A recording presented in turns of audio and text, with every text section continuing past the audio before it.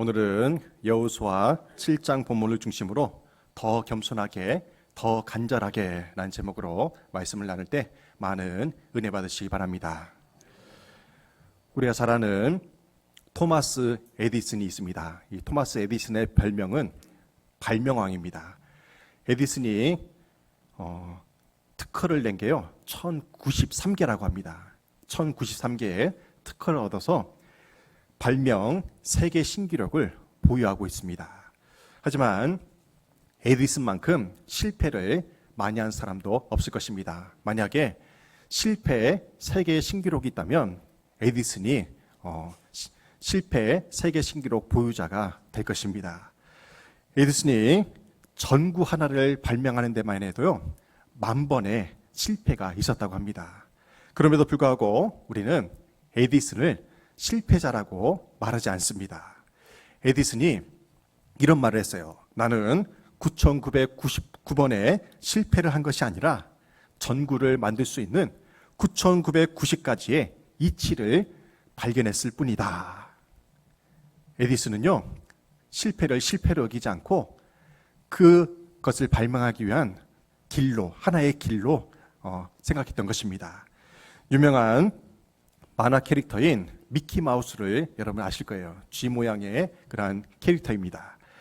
이 미키마우스를 제작한 월트 디즈니라는 사람이 있습니다. 이 월트 디즈니도 수많은 실패를 경험한 사람이에요. 이 디즈니가요 빈민가 출신이래요. 사람들이 먹다 버린 빵을 먹으면서 그렇게 어린 시절을 보냈다고 합니다. 그리고 이제 성인이 되어서 그가 꿈꾸는 비전을 성취하기 위해서 여러 군데 회사에 이력서를 냅니다. 그런데요 하나같이 떨어져요. 어렵게 들어간 그 작은 회사에서도 창의력이 없다고, 그리고 상상력이 부족하다고 그렇게 회사에서 잘리고 말았습니다. 하지만 이 월트 디즈니는 끝까지 포기하지 않고 계속해서 도전한 결과 세계 최대의 종합 휴양지인 월트 디즈니 월드를 만들 수가 있었던 것입니다. 우리 교회에 제일 막내가 미나라는 아이인데요. 이 아이가 몇 개월쯤 됐을 때 걷게 되었는지를 제가 물어봤어요. 그랬더니 생후 11개월쯤 되었을 때 걷기 시작했다고 합니다. 걸음마를 배우는 아이들을 한번 생각해 보십시오. 기어다니다가 걸음마를 막 시작한 아이들은요 일어선 횟수보다 넘어진 횟수가 훨씬 더 많다는 사실입니다. 걸음마를 배우는 아이들이요 약 3,000번을 넘어졌다가 일어서기를 반복하면서 온전히 걸을 수가 있게 된다고 합니다. 아이들은 넘어지는 것을 실패로 여기지 않아요.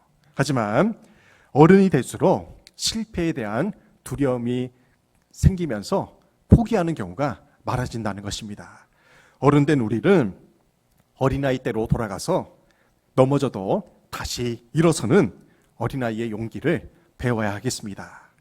하나님께서는 우리의 실수와 실패를 통해서도 우리에게 귀한 깨달음을 주십니다. 실패하고 넘어질 때마다 하나님 앞에 더욱 겸손히 더욱 간절하게 나아감으로 말미암아 하나님이 주시는 승리를 맛보아하는 저와 여러분 되시기를 주님의 이름으로 축원합니다. 지난주에 함께 나누었던 여호수아 6장과 오늘 함께 나눌 7장의 말씀은 분위기가 완전히 다릅니다. 여호수아 6장이 여리고성을 무너뜨린 승리의 이야기라면 7장은 처절한 패배의 이야기입니다. 6장에서 승리와 기쁨의 환호성이 가득 찼다면 이제 7장에서는요 패배의 통곡 소리가 들리고 있습니다. 하지만 이것으로 끝나지 않는다는 것입니다. 이스라엘이 비록 실패하고 실수해서 넘어졌지만 하나님께서는 반드시 그들을 다시 일으켜 세워주신다는 사실입니다. 약속의 땅 가나안에 입성한 이스라엘 백성들은 철옹성이라 불리고 난공불락이라 불리는 여리고성을 무너뜨렸습니다. 그리고 그 여세를 몰아서 이제는 작은 성인 아이성을 점령할 차례에 놓이게 된 것입니다. 여호수아가 이 아이성을, 그 작은 아이성을 정복하기에 앞서서 정탐꾼들을 미리 보냅니다. 그 정탐꾼들이 아이성을 정탐하고 와서 여호수아에게 이렇게 보고를 해요. 여호수아 7장 3절에서 이렇게 말씀합니다. 백성을 다 올라가게 하지 말고 2-3천 명만 올라가서 아이를 치게 하소서. 그들은 소수이니 모든 백성을 그리로 보내어 수고롭게 하지 마소서. 여리고성에 비하면 이 아이성은 굉장히 작은 성읍이었어요. 여리고성에 살고 있던 주민들이요 12,000명밖에 안 됐습니다. 여리고성, 아이성에 살고 있는 백성들이 12,000명밖에 안 됐어요. 하지만 앞서 싸웠던 여리고성의 군사들만 해도 20만 명이나 되었다고 했어요. 그 20만 명에 비하면 13,000명이 굉장히 소수에 불과하잖아요. 그래서 정탐꾼들이 여호수아에게 어떻게 보고를 합니까? 그 성읍은 아주 작기 때문에 2-3천 명만 올라가도 충분합니다. 그들은 소수이니 우리 모든 이스라엘 백성들이 다 함께 올라갈 필요가 없습니다. 그렇게 보고를 한 거예요. 여호수아는 정탐꾼들의 말을 듣고 3,000명의 군사들만 그 아이성에 올려보냅니다. 그 결과가 어떻게 됐을까요? 4절과 5절에서 이렇게 말씀해요. 백성 중 3,000명쯤 그리로 올라갔다가 아이 사람 앞에서 도망하니 아이 사람이 그들을 36명쯤 쳐 죽이고 성문 앞에서부터 스바림까지 쫓아가 내려가는 비탈에서 쳤으므로 백성의 마음이 녹아 물같이 된지라. 아멘. 여호수아와 그 정탐꾼들의 예상과는 전혀 다르게 3,000명의 그 모든 군사들이 모두가 아이성 앞에서 도망칩니다. 그리고 36명의 전사자가 발생을 해요. 그런데 더 중요한 것은요, 이 패배로 인해서 백성의 마음이 녹아 물같이 되었다고 했습니다. 백성의 마음이 녹아 물같이 되었다는 것은 그들의 마음에 두려움이 가득 찼다는 의미예요. 두려움에 빠진 이스라엘 백성들은 전의를 상실한 채 지금 벌벌 떨고 있는 상황입니다. 사실 이러한 마음은요, 이스라엘 백성들이 아닌 가나안 원주민들이 품었던 마음이에요. 기생 라합이 12명의 정탐꾼들을 만났을 때에 이렇게 고백을 해요. 기생 라합은 가나안 원주민이었잖아요. 그 기생 라합이 이스라엘의 12 정탐꾼이 왔을 때 이렇게 보고를 했었어요. 여호수아 2장 11절 상반절에서 우리가 듣자 곧 마음이 녹았고 너희로 말미암아 사람이 정신을 잃었나니 너희의 하나님 여호와는 위로는 하늘에서도 아래로는 땅에서도 하나님이시니라. 아멘. 위로는 하늘에서도 아래로는 땅에서도 하나님이시니라. 이 말씀을 개역 한글을 옛날 성경에서는 상천하지의 하나님이라고 표현을 했어요. 기생 라합이 소문을 듣고 그 12 정탐꾼에게 뭐라고 보고를 했었습니까? 너희의 상천하지의 하나님이 이스라엘과 함께 하심으로 말미암아 우리의 마음이 녹았고 우리 가나안 원주민들은 정신을 잃었도다. 그렇게 고백을 했었어요. 그런데 지금 반대로 어떤 상황이 벌어지고 있는 것입니까? 이스라엘 백성들의 마음이 녹아내린 거예요. 적군이 가져야 할 마음을 지금 이스라엘 백성들이 갖고 있는 것입니다. 그 이유가 무엇입니까? 자국민이 36명이나 죽었기 때문입니까? 그건 아니에요. 물론 여리고성 앞선 전투에서는요, 단 한 명의 전사도 없이 깨끗하게 승리했어요. 하지만 이스라엘 백성들의 마음이 지금 녹아내린 이유가 무엇입니까? 더 이상 하나님이 함께 하시지 않는다는 두려움 때문에 그렇습니다. 앞서 이스라엘 백성들이 여리고성을 정복할 때에는요, 그들의 사기가 하늘을 뚫을 정도였습니다. 하나님이 함께 하셨기 때문에 승리할 수 있었노라 확신했었어요. 하지만 누가 봐도 지금 작디 작은 그 아이성 전투에서는 패배를 하고 말았습니다. 그러자 그 이스라엘 백성들이 모두가 큰 충격에 빠지고 말았던 것입니다. 싸우는 사람에게 있어서 가장 중요한 것은 승리할 수 있다는 확신입니다. 자신감이 가장 중요해요. 그런데 지금 아이성 전투에서 패배한 이스라엘 백성들은 두려움과 공포에 사로잡혀서 그들의 마음이 녹아내리고 말았던 것입니다. 러시아와 우크라이나 전쟁이 발발한 지 벌써 1년이 훨씬 넘었습니다. 작년에 뉴스를 보는데요, 그 막강한 러시아 군대의 그 탱크를 모는 조종사가 그 값비싼 수십억 되는 탱크를 버려두고 도망쳤다는 기사를 봤어요. 러시아가 지금 세계 군사력 2위거든요. 그 막강한 군사력을 가진 러시아 그 탱크 조종사가 왜 탱크를 버려두고 도망갔겠습니까? 그의 마음에 두려움이 엄습했기 때문에 그렇습니다. 하나님께서 아이성 전투에서 패배한 이스라엘 백성들을 두려움에 가둬두지 아니하시고 그들에게 깨달음을 주십니다. 이 시간에는 아이성 전투에서 패배한 이스라엘 백성들을 통해 하나님이 그들에게 주시는 세 가지 교훈, 이 교훈이 오늘 우리에게 주시는 세 가지 교훈임을 깨닫고 함께 은혜 받는 시간이 되길 바랍니다. 첫째로, 한 사람의 죄가 모두의 죄가 될 수 있다는 사실입니다. 여호수아 7장 1절에서 이렇게 말씀합니다. 이스라엘 자손들이 온전히 바친 물건으로 말미암아 범죄하였으니 이는 유다 지파 세라의 증손 삽대의 손자 갈미의 아들 아간이 온전히 바친 물건을 가졌습니다. 여호와께서 이스라엘 자손들에게 진노하시니라. 아멘. 이스라엘이 그 작은 아이성 전투에서 패배한 이유가 무엇입니까? 아간 한 사람이 하나님의 명령을 어기고 범죄했기 때문에 여호와께서 이스라엘 자손들에게 진노하신 것입니다.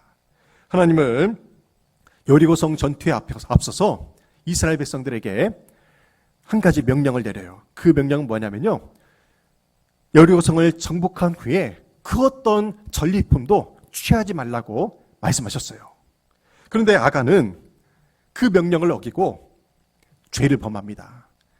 전리품을 취하지 말라고 했는데 전리품을 취했어요. 신할산에 외투 한 벌, 은 200세겔, 50세겔이나 되는 금덩이 하나를 몰래 훔쳐온 것입니다. 그리고 자기 집 천막에 땅속 깊은 곳에 그것을 숨겨뒀어요. 아무도 모를 거라 생각했죠. 아간이 제비유를 뽑는 중에 드디어 발각이 됩니다. 정체가 드러나요. 그러자 아간이요, 사람들 앞에서 이렇게 표현을 합니다. 보고 탐내어 가져왔노라. 그 시내산의 외투와 금은을 보고 탐내해서 그것을 가져왔다고 그렇게 고백을 한 것입니다. 모든 죄의 근원은 이 탐욕에서부터 시작되는 것입니다. 그래서 야고보서 기자는요, 욕심이 잉태한 즉 죄를 낳고 죄가 장사한 즉 사망을 낳느니라, 그렇게 증거했어요. 탐욕은 눈으로 보는 것에서부터 시작이 됩니다. 아간을 보십시오. 아간의 범죄는요, 그 전리품을 보면서부터 그 죄가 들어오기 시작한 거예요. 아담과 하와의 범죄도 보암직도 하고 먹음직도 한 선악과를 보는 것에서부터 죄가 시작된 것입니다. 다윗의 범죄를 보십시오. 밧세바가 목욕하고 있는 장면을 보면서부터 죄가 들어오게 된 것입니다. 견물생심이라는 사자성어가 있습니다. 물건을 보면 갖고 싶은 욕심이 생긴다는 뜻입니다. 보는 것으로 인해 탐욕을 품게 되고요, 탐욕을 품으면 결국 죄를 짓게 되므로 우리는 눈으로 보는 것을 조심해야 된다는 것입니다. 하나님께서 아간의 범죄에 크게 진노하신 이유가 무엇입니까? 아간이요, 하나님의 영광을 가로챘기 때문에 그렇습니다. 하나님께서 왜 그 많은 금은보화를, 전리품들을 취하지 말라고 명하셨겠습니까? 이스라엘이 여리고성을 정복할 때 그들의 힘으로 그 성벽을 무너뜨렸습니까? 그들이 한 것은요, 하나님의 말씀을 순종해서 여리고성을 13바퀴 돈 것밖에 없어요. 그 성을 누가 무너뜨렸습니까? 하나님이 하셨어요. 근데 만약에 그 여리고성을 점령하고 전리품을 취한다면 그들이 어떤 마음을 갖겠습니까? 아, 우리가 힘이 있어서, 우리 민족이 힘이 있어서 이 여리고성을 무너뜨렸다. 그 교만한 마음에 전리품을 품고 그들은 자랑할 것입니다. 하나님은요, 섞인 영광을 받지 않으세요.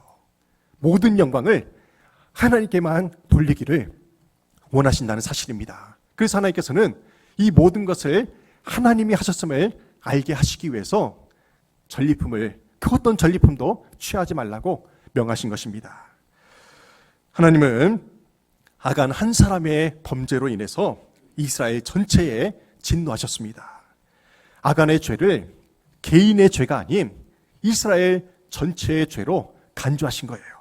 그 책임을 백성 전체에게 돌리신 것입니다.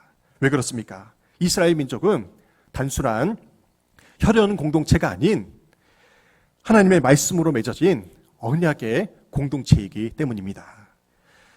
새로운 언약 관계에 있는 신약의 교회도 마찬가지예요. 성경은 오늘날 우리가 섬기는 교회를 한 몸으로 표현합니다. 한 몸. 고린도전서 12장 26절, 27절 말씀을 보십시오.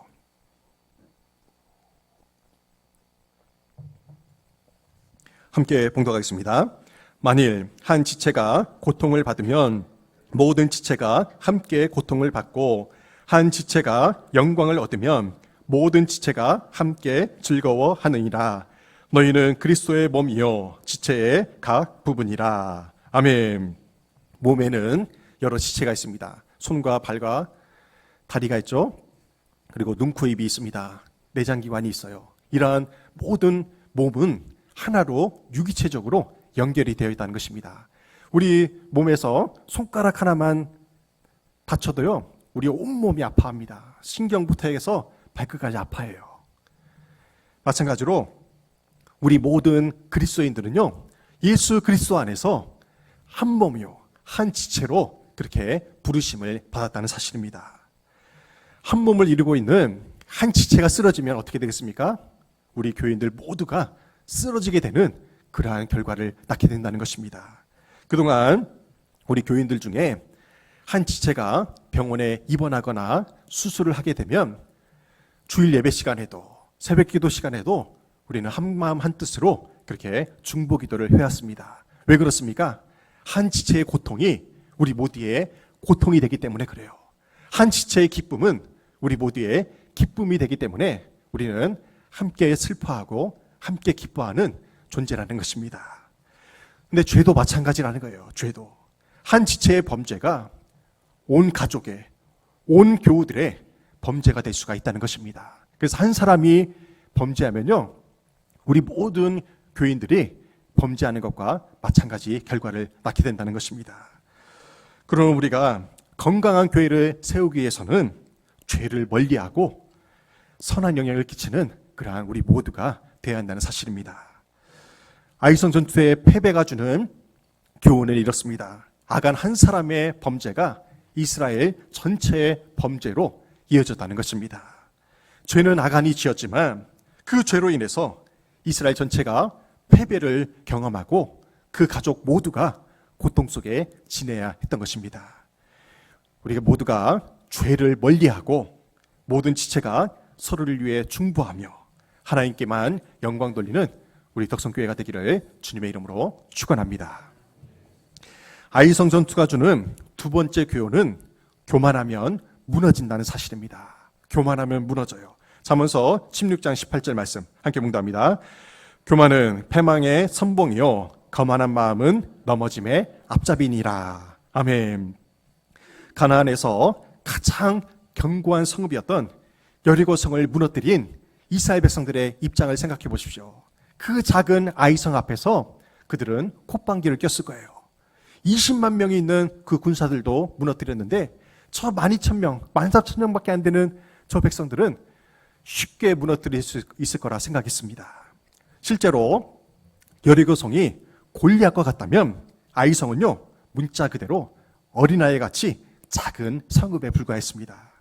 그래서 이스라엘 백성들은요, 특별한 전략도 세우지 않고 그저 3,000명만 그 아이성에 올려보낸 것입니다. 전쟁에서 공격하는 쪽이 방어하는 쪽보다 3배 이상의 무기를 가지고 있어야, 전략을 가지고 있어야 승리할 수 있다고 합니다. 그러니까 방어하는 쪽보다 공격하는 쪽이 훨씬 많아야 돼요. 그런데 지금 아이성에 13,000명이 있다면 최소한 이스라엘 군사들을 3만 명 이상을 보냈어야 마땅하다는 것이죠. 그런데 교만한 여호수아와 이스라엘 백성들이 단 3,000명만을 아이성에 올려보냄으로 말미암아 처절한 패배를 경험하게 될 수밖에 없었다는 것입니다. 2,000~3,000명만 올라가면 충분합니다. 정탐꾼들이 그랬잖아요. 또한 우리 백성들 다 수고롭게 갈 필요가 없습니다. 그 청창군들의 교만한 마음을 보십시오. 또 그 교만한 마음을 그대로 받아들인 여호수아의 오판으로 말미암아 그 전쟁에서 실패하고 말았던 것입니다. 우리가 교만을 멀리해야 됩니다.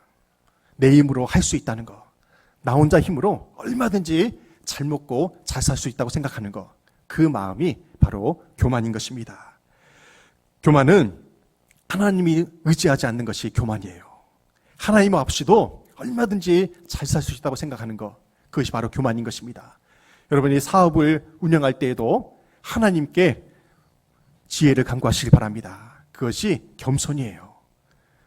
우리가 일터에서 일할 때에도 하나님의 지혜를 간구해야 됩니다. 우리의 가정의 문제들, 배우자와 자녀들의 문제들 앞에서도 하나님께 지혜를 간구해야 돼요. 우리가 인간관계를 함에 있어서도 하나님께 지혜를 간구해야 됩니다. 그렇지 않고 내 힘으로, 내 지혜로, 내 능력으로 해결하려고 하면 그 교만한 마음이 우리를 실패의 자리로 내몬다는 사실입니다. 잠언서에서는 교만은 패망의 선봉이요 거만함은 넘어짐의 앞잡이니라 그렇게 증가하고 있습니다. 교만하고 거만한 사람은요 반드시 망할 수밖에 없습니다. 이스라엘이 아이성 전투에서의 참담한 패배가 이스라엘 백성들의 교만 때문이라는 사실을 우리는 잊지 말아야 됩니다. 오늘 우리는 이전보다 더욱 겸손하게 주님을 의지해야 됩니다. 모세를 생각해 보십시오. 호렙산 떨기나무 가운데 임재하신 하나님의 현현 앞에서 모세가 어떻게 했습니까? 감히 고개를 쳐들지 못하고 고개를 푹 숙이고 하나님 앞에 바짝 엎드려서 말씀을 들었어요. 엘리야를 보십시오. 갈멜산에서 850대 1의 그 전쟁을 벌일 때에 엘리야는 무릎을 꿇고 그 무릎 사이에 고개를 쳐박고 하나님만을 의지하면서 간절히 기도했습니다. 삼손을 보십시오. 교만함으로 말미암아 그의 눈이 뽑히고요 힘을 잃어버렸어요. 그때 그 마지막에 삼손이 어떻게 기도합니까?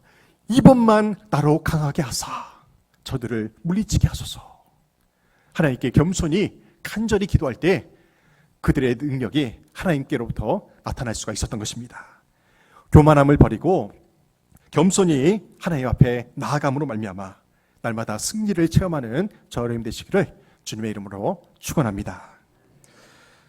아이성 전투 패배가 주는 세 번째 교훈은 기도하지 않으면 승리할 수 없다는 사실입니다. 기도하지 않으면 승리할 수 없어요. 아이성 전투의 패배는 아간인 한 사람이 지은 죄가 결정적인 원인이었습니다. 하지만 엄밀히 따지면요 하나님의 뜻을 구하지 않은 여호수아의 죄악도 간과할 수가 없다는 것입니다. 여리고성을 정복할 때에는요 여호수아가 하나님의 지시대로 하나님이 명령하신 대로 세세히 그렇게 진행을 했어요. 그런데요 이 아이성 전투에서는 여호수아가 하나님의 뜻을 구했다는 내용이 그 어디에도 없습니다. 하나님께 기도했다는 내용이 그 어디에도 없어요. 하나님의 뜻을 구하지 않고 기도하지 않았기 때문에 여호수아가 이끄는 이스라엘 백성들이 그 아이성 전투에서 지고 만 것입니다. 우리가 하나님의 뜻을 구하지 않고 스스로 판단하고 결정하는 것은 하나님 보시기에 명백한 죄라는 사실입니다. 우리가 신앙생활을 아무리 오래 했어도 옛날에 성령 충만함을 많이 받았어도 지금 구하지 않으면 소용이 없다는 것입니다. 오늘 지금의 은혜가 가장 중요하다는 사실이에요.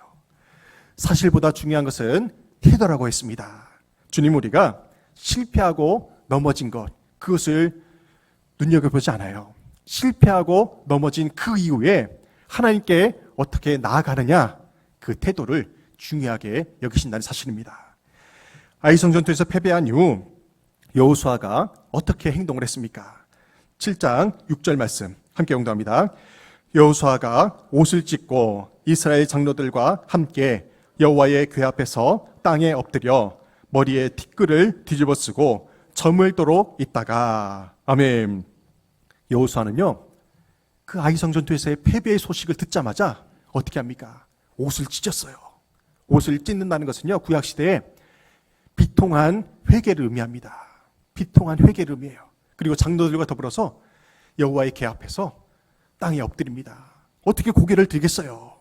그들의 교만함으로, 기도하지 않으므로 이러한 일이 벌어졌는데요. 그리고 어떻게 합니까? 머리에 티끌을 뒤집었습니다. 이 티끌은 잿더미입니다.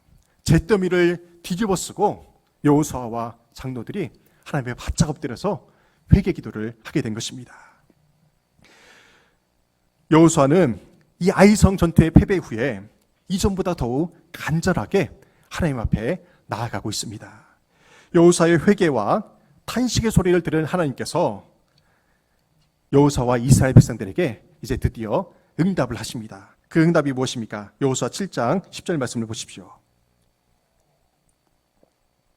함께 봉독합니다. 여호와께서 여호수아에게 이르시되 일어나라, 어찌하여 이렇게 엎드렸느냐. 아멘. 하나님께서는 이스라엘이 왜 패배했는지를 상세히 가르쳐 주시면서 여호수아에게 일어나라 말씀하십니다. 일어나라. 여호수아에게, 이스라엘 백성들에게 일어나라 말씀하신 이 말씀이 오늘 예배에 참여한 저 여러분에게 주시는 은혜의 말씀임을 믿으시기 바랍니다. 특별히 사업하시는 분들 참 많이 힘듭니다. 그 사업의 현장에서 주님의 음성을 듣고 일어나시길 바랍니다. 여러분의 육체의 고통으로, 육체의 질고로 고통하는 분이 계시다면 주님께서 말씀하시는 일어나라는 음성을 듣고 담대히 일어서시길 바랍니다. 가족의 문제로, 자녀들의 문제로 눈물겨우며 기도하시는 여러분, 예수 그리스도의 이름으로 담대히 일어서시길 바랍니다. 중요한 것은 패배의 이유라고 했습니다. 살다 보면 누구나 실수하고 실패하고 넘어질 수 있어요. 중요한 것은 그 다음입니다. 하나님의 자녀된 우리는 실패하고 실수할수록 더욱 겸손하게, 더욱 간절하게 하나님 앞에 나아가야 됩니다. 바로 그때 하나님의 은혜로 우리는 다시 일어설 수가 있습니다. 미국의 한 대학 교수가 강의 시간에 학생들에게 보여줍니다. 뭘 보여주냐면요, 투명한 유리컵에 이 물을 따릅니다. 물을 한가득 따르고 학생들에게 질문해요. 이 컵에 담긴 물이 몇 리터나 될 것 같습니까? 여러분 몇 리터 정도 될 것 같아요? 200리터요? 300리터요? 중요한 것은 이 물의 양이 아니라는 거예요. 얼마나 오랫동안 이 물컵을 들고 있는지가 문제입니다.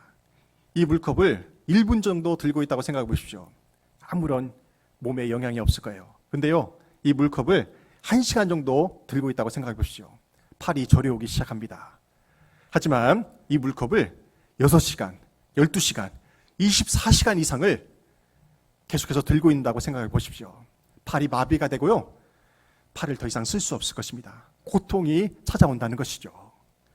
컵에 들어있는 이 물의 무게는 변함이 없습니다. 하지만 이 컵을 들고 있는 무게가 시간이 갈수록 점점 더 무거워진다는 사실입니다. 우리 삶의 스트레스와 염려도 마찬가지라는 거예요. 우리가 스트레스와 염려와 고난을 오래 붙들고 있으면 붙들고 있을수록 어떻게 되겠습니까? 그 고통이 점점 더 무겁게 다가온다는 거예요. 그렇지만 우리 삶의 스트레스와 문제들을, 이 문제에서 벗어나면 어떻게 됩니까? 이 고통의 무게에서 벗어나면 어떻게 해야 돼요? 내려놓으면 돼요. 내려놓으면 됐는데 우리가 그것을 끝까지 붙잡고 있으니까 매일매일이 지옥이고 매일매일이 고통의 연속일 수밖에 없다는 사실입니다. 우리 삶의 문제와 스트레스가 있을 때 우리 어떻게 해야 됩니까? 더욱 겸손하게, 더욱 간절하게 주님 앞에 나아가야 한다는 사실입니다. 바로 그때 수고하고 무거운 짐진 자들아, 다 내게로 오라, 내가 너희를 쉬게 하리라는 주님의 음성을 우리는 들을 수가 있습니다. 여러분의 가정에 문제가 있습니까? 여러분의 사업장과 일터에 문제가 있습니까? 육체의 질고로 고통당하고 있습니까? 더욱 겸손하게, 더욱 간절하게 주님 앞에 나아가시길 바랍니다.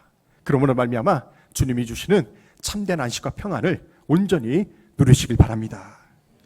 요즘 세상 살기가 참 많이 힘듭니다. 특별히 사업하시는 분들, 이전보다 더욱 겸손하게, 더욱 간절하게 주님 앞에 나아가시길 바랍니다. 문제가 있을수록 더욱더 우리는 주님 앞에 더 간절하게, 더 겸손히 나아가야 됩니다. 우리의 죄를 사하시기 위하여, 우리의 죄의 고통을 해결해 주시기 위하여 이 땅 가운데 오신 예수 그리스도를 힘입어서 이번 한 주간도 더 겸손하게, 더 간절하게 주님 앞에 나아감으로 말미암아 주님이 주시는 참된 안식과 평안을 온전히 누리는 저희 되시기를 주님의 이름으로 축원합니다. 아멘.